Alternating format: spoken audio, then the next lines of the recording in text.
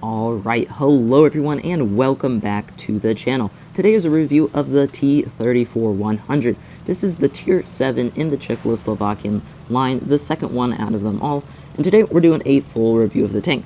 So I'm going to be going over the statistics here and stuff, and we're just going to be having some gameplay in the background. So this thing is sitting at 1150 HP, kind of your standard for a tier 7 medium.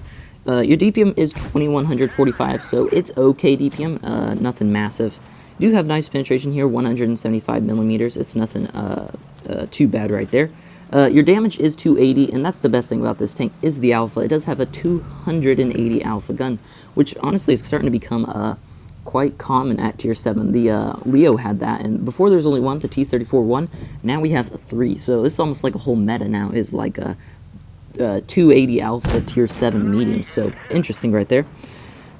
Your aim time is 2.08, your dispersion, sorry, is 0.308, so, 0.380, I cannot speak today. So it's got pretty bad accuracy, if you can't tell from this replay. Honestly, it's more accurate in this replay than it is generally. And then you have a 50 km/h top speed. So, okay mobility, it could be a little bit more in my opinion. Probably 55 would have been better. Maybe a little bit better engine power as well in traverse.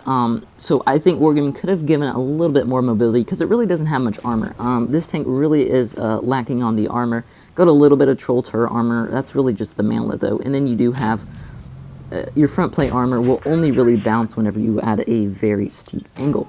So not much in the armor department. Mobility is just okay, but the gun is where it's at on this thing. I like the gun's alpha, and I like the gun's penetration, but the accuracy, it's pretty rough, and you really need to play this tank in close quarters combat, kind of a second line tank. I don't think it can be first line because it has an 8.5 second reload. It's a little long for front line, so maybe second line, with some other mediums. Maybe if you're with a medium with some better DPM, then you maybe like, I don't know, a bulldog or something like that. I think this tank will do really good because you can poke out and you're going to be doing almost 300 damage every time you poke out in this tank, and that's a lot more than pretty much every medium at tier. Well, it's the highest alpha of any medium at tier 7. There are some other ones with the same, but it is the highest. So that's probably what you're going to be wanting to do in this tank to be the most effective. I would go medium side just because of your accuracy. It's kind of hard to hit weak spots on heavy tanks. It's probably going to be a lot easier just to go for medium tanks, so you don't have to worry about the accuracy quite as much.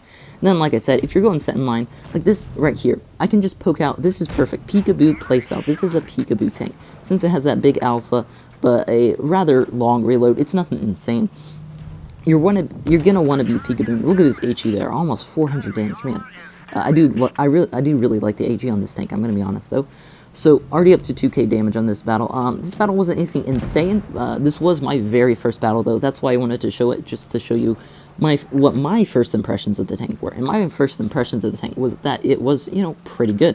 I did enjoy this first battle here. Having a little bit of issues with the teams though. I've been losing quite a bit. My teams have not been the best here. That's what you could say. Unfortunate bounce right there. I was trying to track him, so I could do this. Yeah, I shouldn't have, but I wanted to because it was fun. Ramming is fun.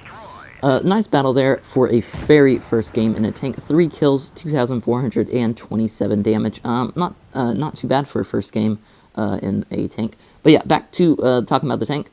So accuracy, like I said, it's not the best. You're going to want to be doing that second line kind of support tank gameplay.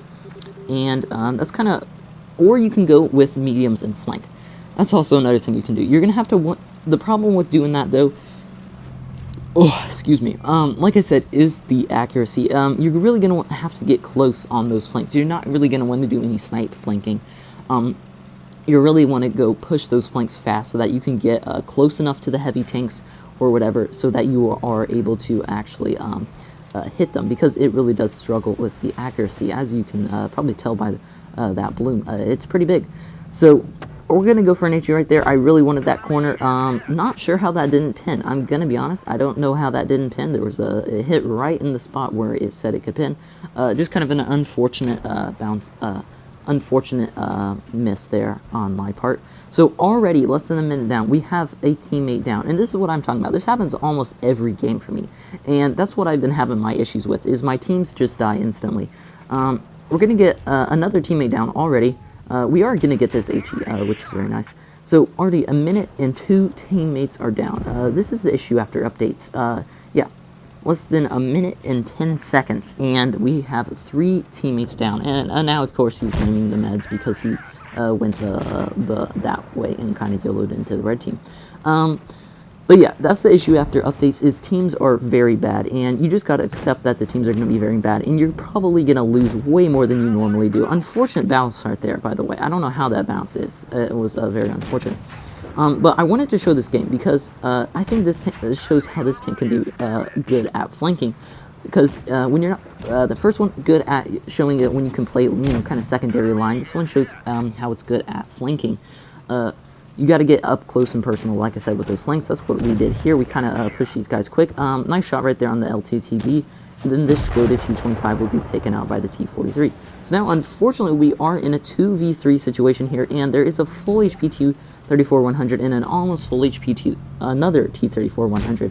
I kind of knew we were going to lose this just because the T34-100s had too much HP to really take on.